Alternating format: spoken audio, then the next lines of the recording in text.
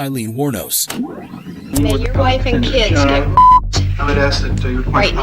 the office. Putting somebody who was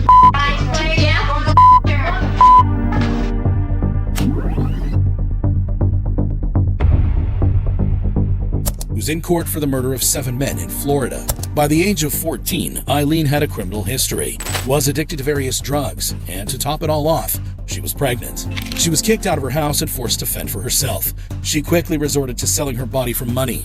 This led to her eventual distaste and hatred for men. In 1989, Eileen decided it would be easier to kill her clients and rob them, instead of the previous work she was doing.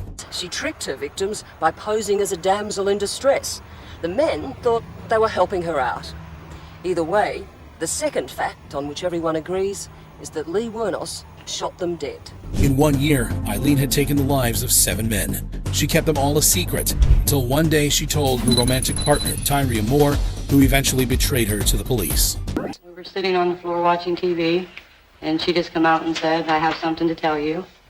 And I asked her what, and she said that she had shot and killed a man that day. Wuornos was arrested in 1991 after the police tracked her to a sleazy biker's bar.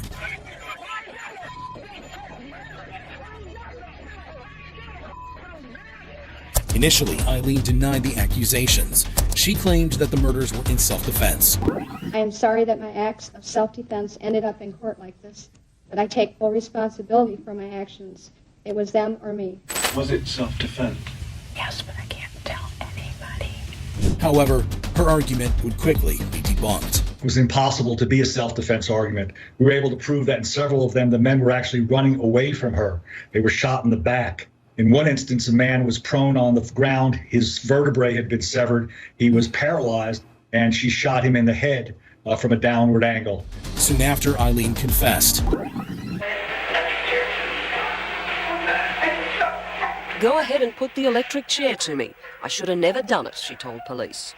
Now, we go to Eileen's sentencing. I sentence you in case number 91-463 to death for the murder of Troy Burris. Case number 91-304, I sentence you to death for the murder of Charles Humphreys. Case number 91-112, Citrus County case number, I sentence you to death for the murder of David Spears. Eileen received 3 death sentences. What happened next was one of the most revolting comments ever made in court. May your wife and kids get I would ask that you point to Right, the office. I know I was you weren't nothing but a bunch of scum. Therefore, these proceedings are now Putting concluded. somebody who was Eileen was responsible for a 7-man killing spree that lasted a year. But how does that compare to murdering your childhood best friend? Like in the case of Timothy Mosley and Austin Myers. They were both convicted of the murder of their 18-year-old childhood best friend, Justin Back. In 2013, Mosley convinced Myers to help him break into Justin's house in order to steal money from Justin's dad. He told me about Justin's house and his stepdad, saying he has a safe, he keeps it cracked open, and he has a gun and a lot of money. What seemed like a robbery would soon turn into a horror story. So we were thinking, a quick job, in and out, boom, well, make some money. And then we came up with the plan of taking out Justin. So I started to freak out. I'm just like, shit, this isn't going as planned. I don't know if the news too late to take it back. Right.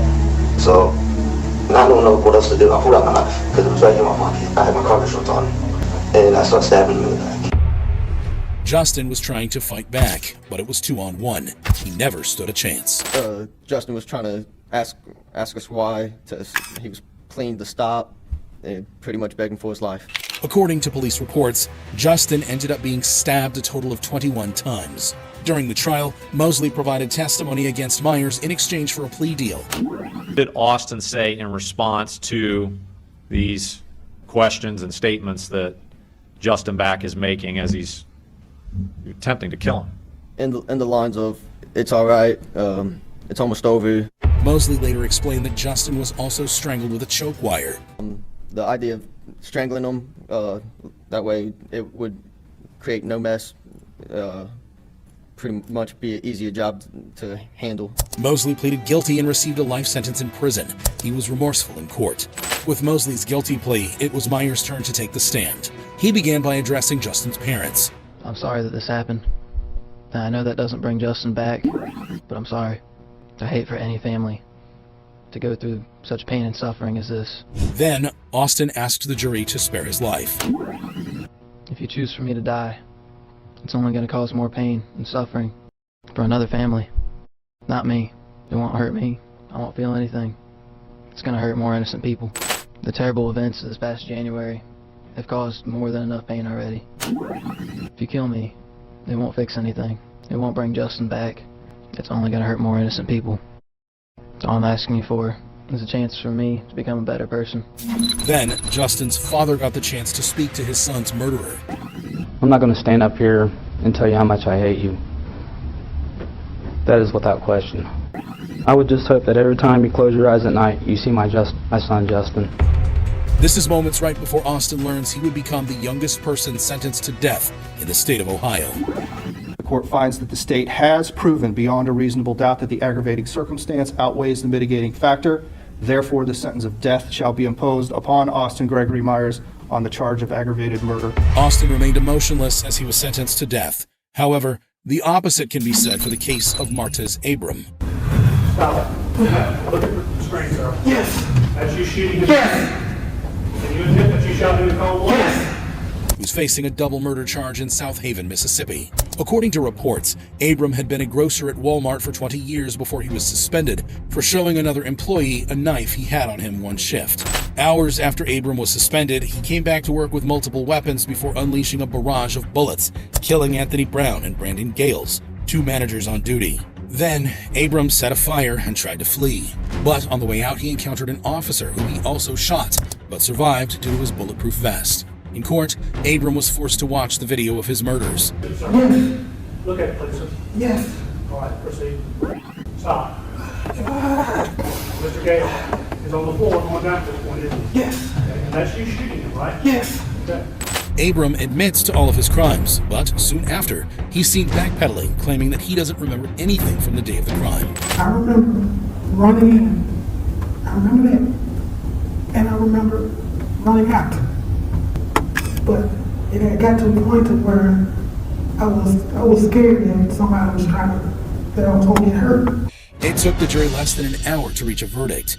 Now, let's watch the judge hand down Abram's sentence. In count 1, I will sentence you to death. Count 2, you will be sentenced to death. Martez Abram showed no reaction as he was sentenced to death.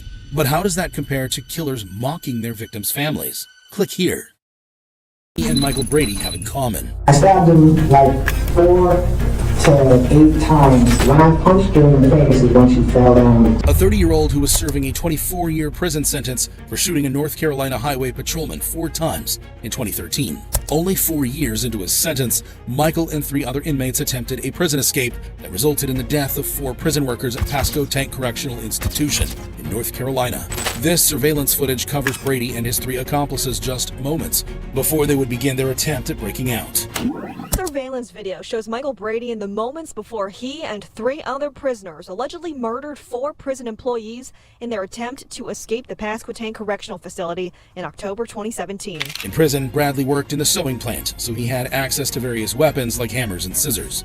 If we rewind the footage here, you can actually see the moment Brady would hand off a pair of scissors to his accomplice. Only moments later, they would be seen following a guard to the back of the prison. When they appear back in frame, we see Brady's shirts covered in blood. Only moments later, they would strike again. 911, what is the address of your emergency? Pasquotank Correctional Institution. We need you guys here right now. Okay. They beat him with hammers, stabbed him with scissors. They beat him with hammers and stabbed him with scissors. It was here the inmates would make a run for it. Security cameras captured the moment the inmates attempted to hop the prison's barbed wire fence, but were apprehended by armed guards. After the arrest, Brady would be seen with cuts all over his body from the barbed wire, with tears streaming down his face. At one point, Brady, with tears in his eyes, gave some insight on why it happened, blaming his displeasure with the justice system. During his trial, the prosecutors would argue Brady was the mastermind behind the operation. We know who originated the plan. We know who led the plan.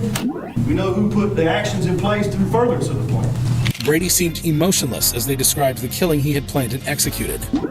That man, Michael Brady, beat that man, George Midget, like he was trying to bust concrete. Then Brady took the stand. You can ask me anything you want. I'm gonna tell the truth. How it was, whether it hurts me, whether it helps me. I don't care about that.